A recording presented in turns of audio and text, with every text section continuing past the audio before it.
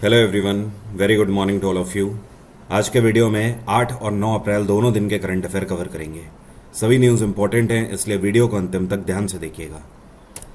आगे बढ़ने से पहले आपको याद दिला दूं, टेक्स्ट बुक पर अभी भी ऑफर चल रहा है। आप मेरा कोड सुल्तान लगाकर 90 to 95% तक का डिस्काउंट प्राप्त कर सकते हैं टेक्स्ट बुक के किसी भी बैच में।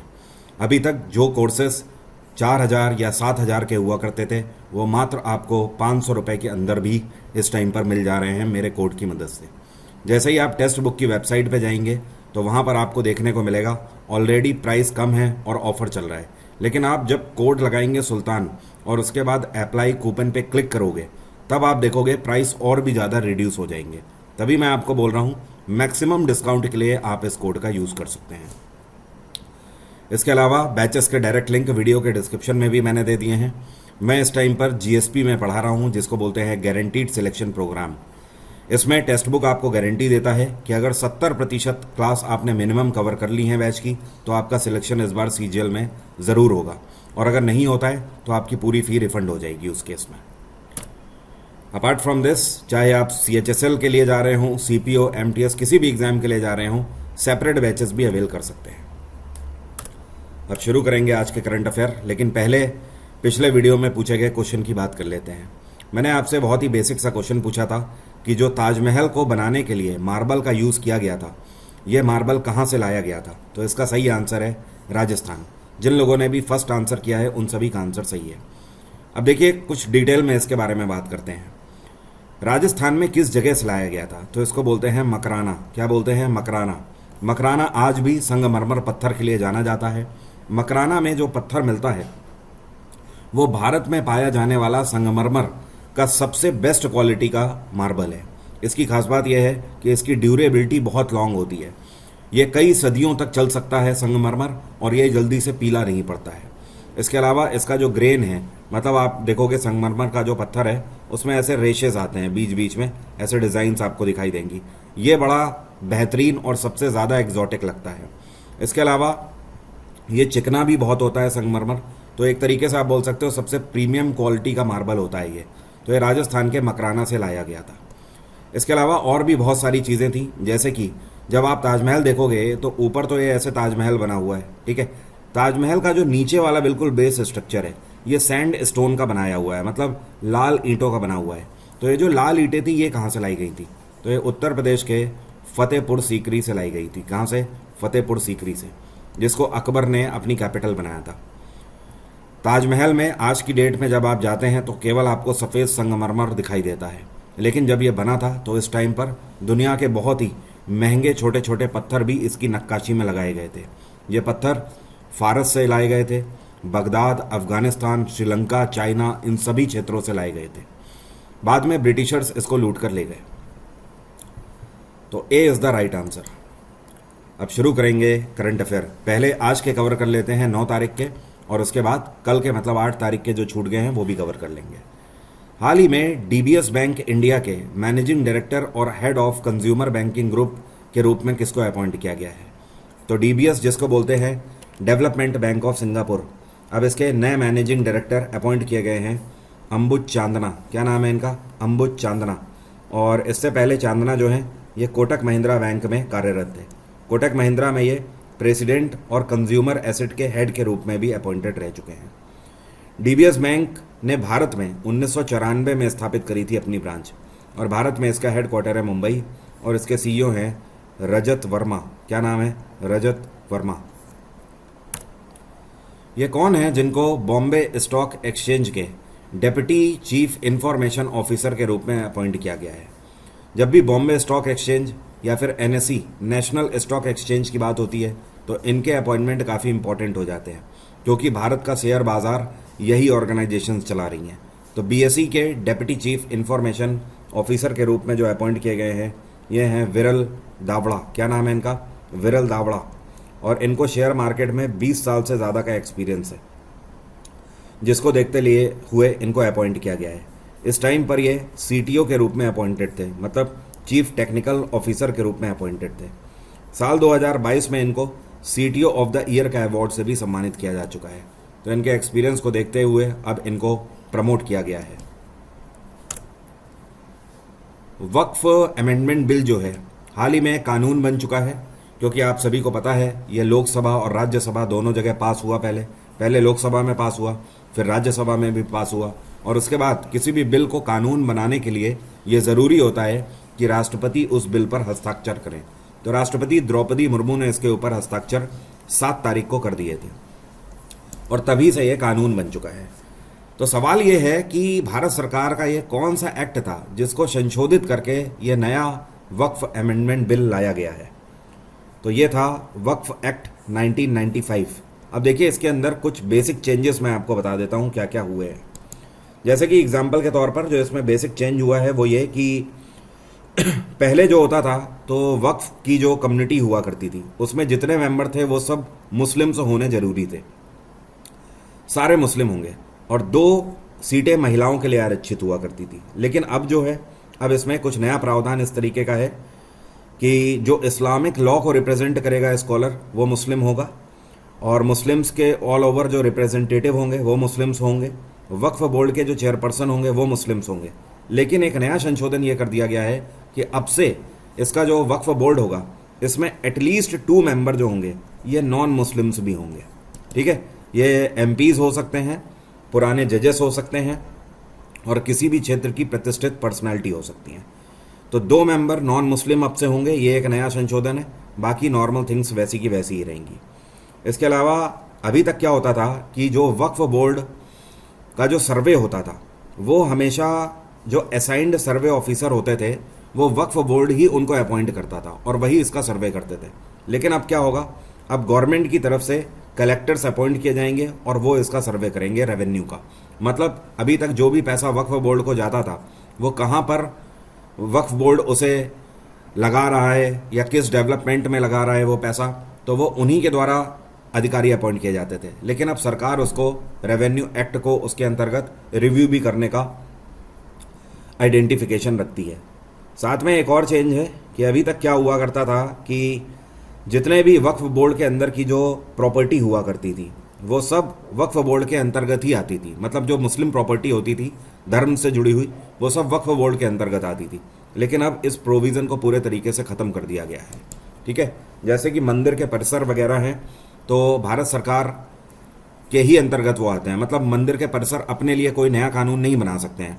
तो अब उसी तरीके से वक्फ बोर्ड जो है ये मस्जिदों के लिए अलग से नया कानून नहीं बना सकते हैं। ये सारे चेंजेस हैं। अगर आप चाहते हैं मैं इसके ऊपर एक शॉर्ट वीडियो बना दूं जिसमें मैं एक ही बार में आपको बिना इधर उधर की बात किए अंतर बता दूं कि पहले क्या था और अब क्या है, तो कमेंट बॉक्स में लिखिएगा।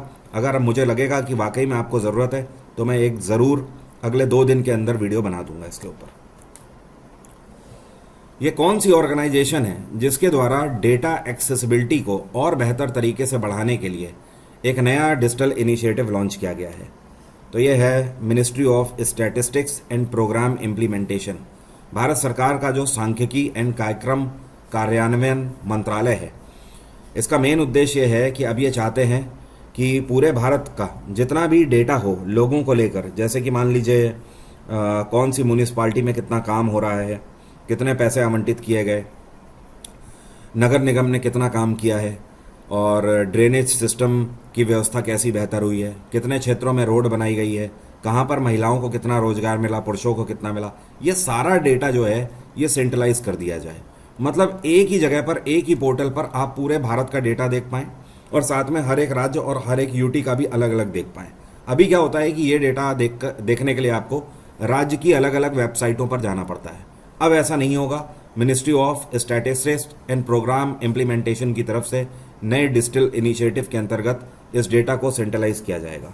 हालांकि इसमें थोड़ा अभी टाइम तो लगेगा क्योंकि डेटा सेंट्रलाइज करने के लिए एक बहुत बड़ी टीम लगाई जाएगी, क्योंकि आफ्टर ऑल 150 करोड़ लोगों का डेटा है जो कि आम बात नहीं है। ये कौन सी ऑर्गेनाइजेशन है जिसने फैसला लिया है कि अगर आप म्यूचुअल फंड में इन्वेस्ट करते हैं तो जो आपकी KYC वेरिफिकेशन है उसके लिए आपको परेशान होने की ज़रूरत नहीं है, आपके घर पे ही आकर KYC वेरिफिकेशन कर लिया जाएगा। तो ये ऑर्गेनाइजेशन है इंडिया पोस्ट ऑफिस, भारत का डाक विभाग। डाक विभाग ने नई पॉलिसी ये शुरू करी है, अगर आप इंडिया पोस्ट ऑफिस के म्यूचुअल फंड में निवेश करते हैं तो स्पेशली कई बार रिमोट एरियाज़ में देखा जाता है। रिमोट एरियाज़ का मतलब दूर दराज के जो एरियाज़ हैं ग्रामीण क्षेत्र हैं, वहाँ पर क्या होता है कि नेटवर्क की बड़ी समस्या रहती है। समस्या होने की वजह से लोग मोबाइल में कनेक्शन ना होने की वजह से केवाईसी वेरिफिकेशन नहीं कर पाते हैं, जिसकी वजह से वो निवेश भी नहीं कर पाते हैं। तो एक बार आपने म्यूचुअल फंड में अगर निवेश करना है तो आप इंडिया पोस्ट ऑफिस में कॉल करके भी बता सकते हैं। आपके पास टीम जाएगी और आपके घर में ही, आपके गांव में ही केवाईसी आपकी पूरी कर देगी। और इंडिया पोस्ट की स्थापना 1854 में करी गई थी, लॉर्ड डलहौजी के टाइम पीरियड पे। इस टाइम पे इसके डायरेक्टर जनरल हैं संजय शरण। क्या नाम है? संजय शरण। इसका हेड ऑफिस है नई दिल्ली।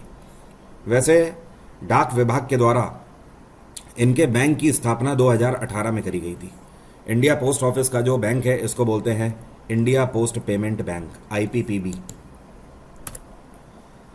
ये कौन सा बैंक है जिसने अपने एप्लीकेशन के अंदर ही OTP फीचर दे दिया है? तो ये है एक्सिस बैंक।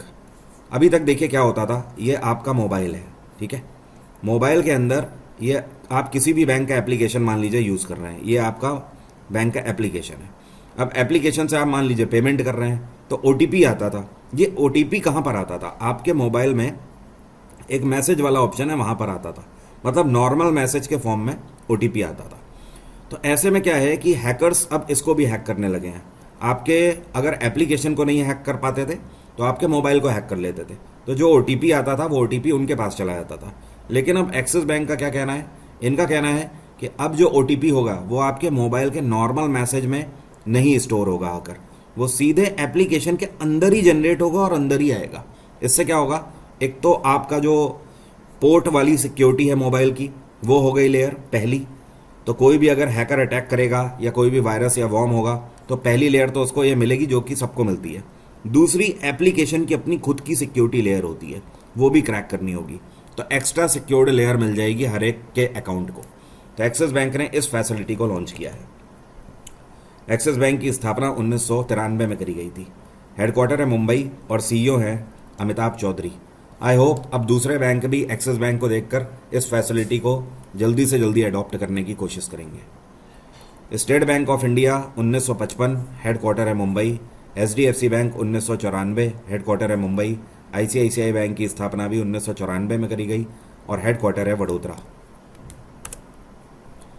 हाल ही में भारत सरकार का एक डेटा जारी किया गया है। यह डेटा बताता है कि पूरे भारत भर में ऐसी कितने प्रतिशत महिलाएं हैं जिनके बैंक अकाउंट हैं। तो ये डेटा बताता है कि पूरे भारत में 39.2% महिलाओं के बैंक अकाउंट हैं इस टाइम पर। और अगर रूरल एरियाज़ में बात करें तो शहरों के कंपैरिजन में ग्रामीण महिलाओं के खाते ज़्यादा हैं अकाउंट में। अगर ग्रामीण क्षेत्रों में बात करें तो ओवरऑल 100% में से 42% महिलाओं के अकाउंट हैं बैंकों में। जो आपको पिक्चर में दिख रहे हैं ये हैं राम सहाय पांडे। हाल ही में 92 वर्ष की उम्र में इनका निधन हो गया। ये एक बहुत ही बड़े फोक डांसर थे। तो ये कौन सा फोक डांस परफॉर्म करते थे?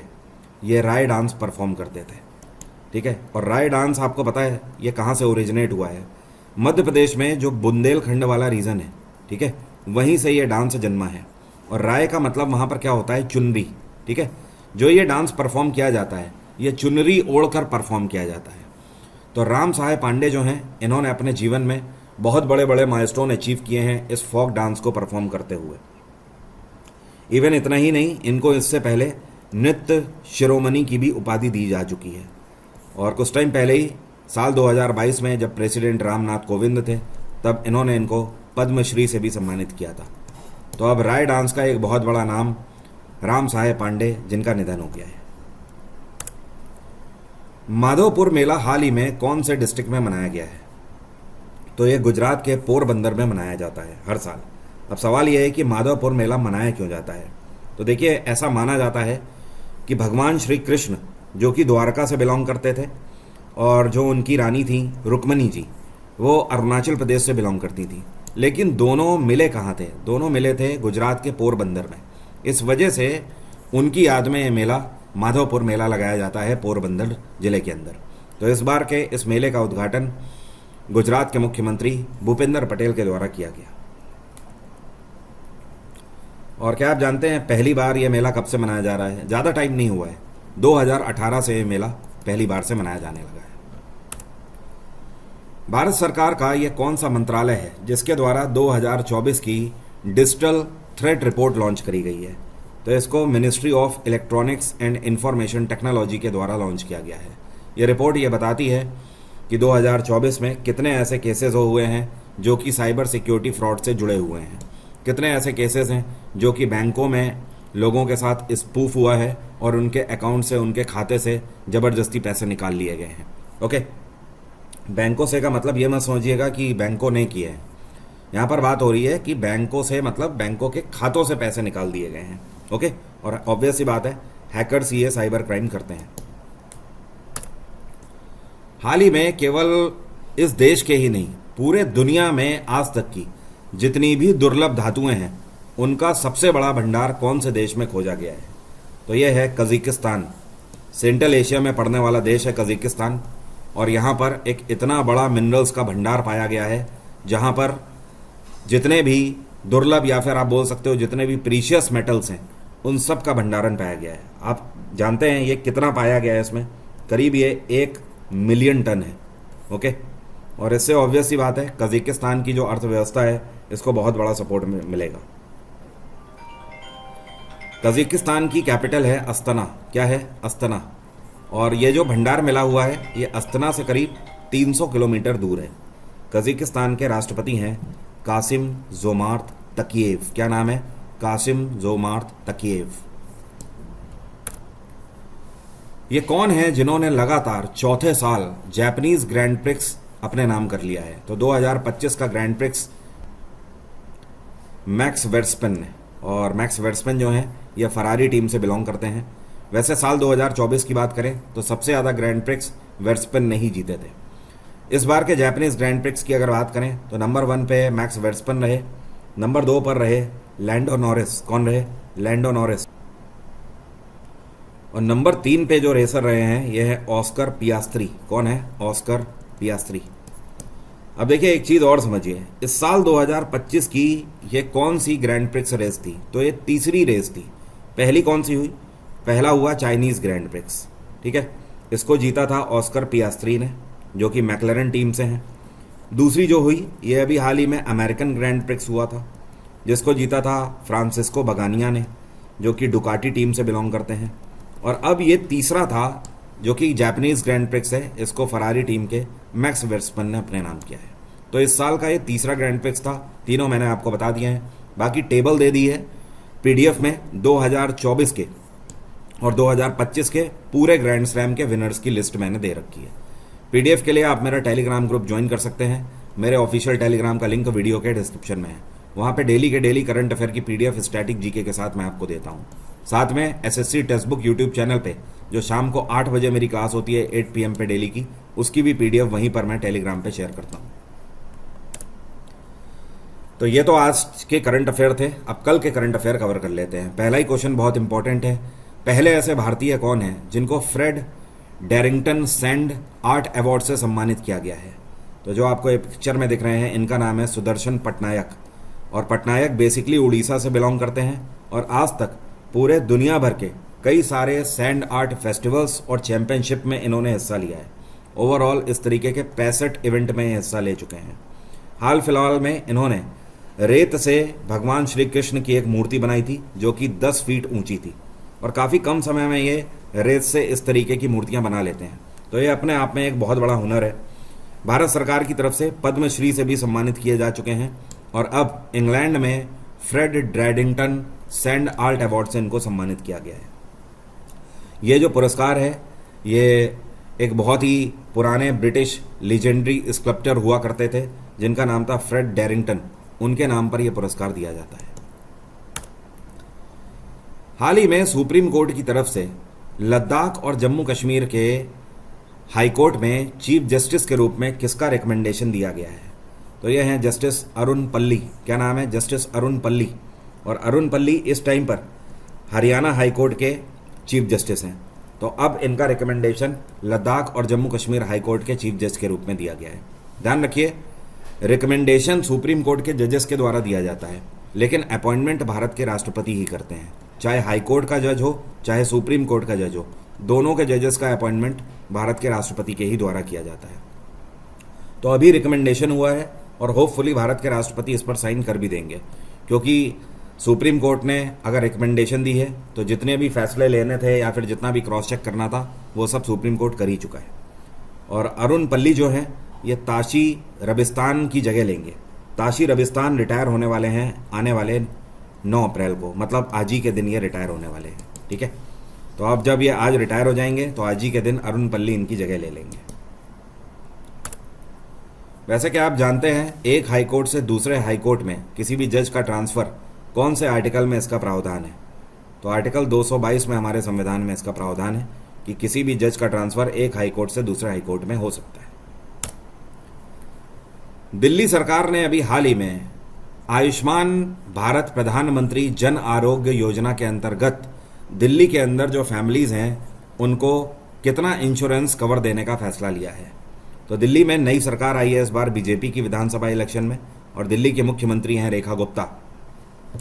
अब दिल्ली सरकार ने फैसला लिया है कि दिल्ली के अंदर जो लोग भी आयुष्मान भारत प्रधानमंत्री जन आरोग्य योजना का कार्ड बनवा के रखेंगे उनको उनके बीमार हो जाने पर या फिर कोई भी एक्सीडेंट वगैरह हो जाता है तो उस केस में इंश्योरेंस कवर 10 लाख रुपए तक का दिया जाएगा। पूरे भारत भर में जब ये योजना अप्लाई करी जा रही है तो आयुष्मान प्रधानमंत्री जन आरोग्य के अंतर्गत हर एक फैमिली को 5 लाख रुपए तक का इंश्योरेंस दिया जाता है, लेकिन दिल्ली में 10 लाख का इंश्योरेंस कवर दिया जाएगा। अब ये हो कैसे पा रहा है? इसमें से 5 लाख तो केंद्र सरकार की तरफ से दिए जाएंगे और 5 लाख जो हैं बचे हुए ये दिल्ली सरकार अपनी तरफ से देगी। तो दूसरे राज्य चाहें तो अमाउंट को बढ़ाकर कितना भी कर सकते हैं, लेकिन अभी दूसरे राज्यों में कहीं पर भी ऐसा नहीं है। दिल्ली पहली ऐसी सरकार बन गई है जिसने प्रधानमंत्री जन आरोग्य योजना के अंतर्गत जो आयुष्मान का इंश्योरेंस अमाउंट है इसको बढ़ा दिया है और डबल कर दिया है। पूरे भारत भर में आज की डेट में 12 करोड़ फैमिलीज इसका लाभ उठा रही हैं। 12 करोड़ फैमिलीज का मतलब पर्टिकुलर 55 करोड़ लोग इसका फायदा उठा पा रहे हैं। ओके, वैसे एक और इंटरेस्टिंग बात है, क्या आप जानते हैं पूरे भारत भर में जितने भी राज्य और यूटीज हैं वो सब आयुष्मान भारत प्रधानमंत्री जन आरोग्य योजना को अपना चुके हैं, सिर्फ एक राज्य को छोड़कर। यह राज्य कौन सा है? यह है वेस्ट बंगाल। ममता बनर्जी की सरकार इसको अभी भी नहीं अपना रही है। विश्व स्वास्थ्य दिवस कौन से दिन मनाया जाता है? वर्ल्ड हेल्थ डे 7 अप्रैल को हर साल मनाया जाता है। 2025 की थीम रही हेल्दी बिगनिंग्स होपफुल फ्यूचर्स। हाल ही में भारत सरकार की एक रिपोर्ट जारी करी गई है। यह रिपोर्ट बताती है 2024 से 25 के सत्र में भारत का एक कौन सा थर्मल पावर प्लांट है जो कि इलेक्ट्रिसिटी के उत्पादन में नंबर 1 पे रहा है। तो ये है, इसको बोलते हैं संतालदी। क्या बोलते हैं? संतालदी थर्मल पावर स्टेशन, और ये कहाँ पर है? वेस्ट बंगाल पे है। और दूसरे नंबर पे रहा है बकरेश्वर थर्मल पावर प्लांट, तीसरे नंबर पे रहा है सागर दिघी थर्मल पावर प्लांट, और चौथे नंबर पे रहा है बेंडल थर्मल पावर प्लांट। ये चारों जो हैं टॉप 4 ये वेस्ट बंगाल से ही आते हैं, और टॉप 10 में टॉप 4 वेस्ट बंगाल से बिलोंग करते हैं। हाल ही में श्रीलंकन गवर्नमेंट के द्वारा प्रधानमंत्री नरेंद्र मोदी को हाईएस्ट सिविलियन ऑनर से सम्मानित किया गया है। तो श्रीलंका का जो हाईएस्ट सिविलियन ऑनर है इसको किस नाम से जाना जाता है? इसको श्रीलंका मित्र विभूषण के नाम से जाना जाता है।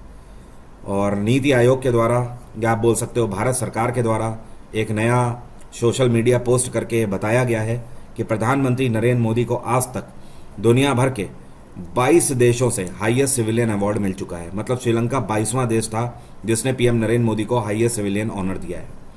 इवन भारत के पिछले 75 साल के इतिहास में कोई भी भारत का ऐसा प्रधानमंत्री नहीं हुआ है जिसको इतने सिविलियन ऑनर मिल चुके हैं।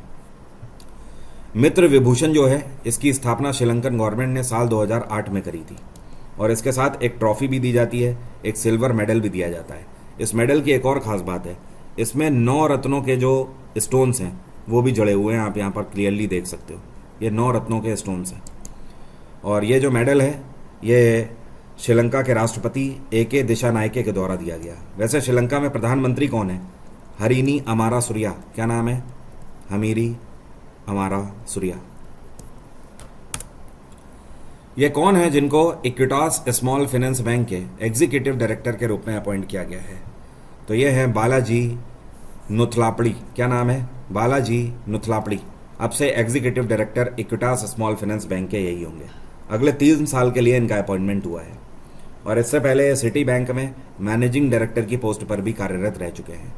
आपको याद होगा करीब 10 से 15 दिन पहले मैंने आपको बताया था इक्विटास स्मॉल फाइनेंस बैंक ने आईपीएल की 2 टीमों के साथ भी पैक्ट साइन किया है, एक तो चेन्नई सुपर किंग्स के साथ और दूसरा जीटी मतलब गुजरात टाइटंस के साथ। तभी आप देखोगे चेन्नई सुपर किंग्स का जो हेलमेट है उसमें साइड में आप इक्विटास स्मॉल फाइनेंस बैंक का लोगो देखोगे और गुजरात टाइटंस का जो हेलमेट है उसमें पीछे की तरफ आप इनका लोगो देखोगे। वैसे इनका जो पैक्ट था दोनों टीमों के साथ, सीएसके के साथ 6 साल से था, जीटी के साथ 3 साल से था। एक साल के लिए इन्होंने इस साल बढ़ा दिया है उसे। इक्विटास की स्थापना साल 2007 में करी गई थी। इसका हेडक्वार्टर है चेन्नई। क्या है? चेन्नई।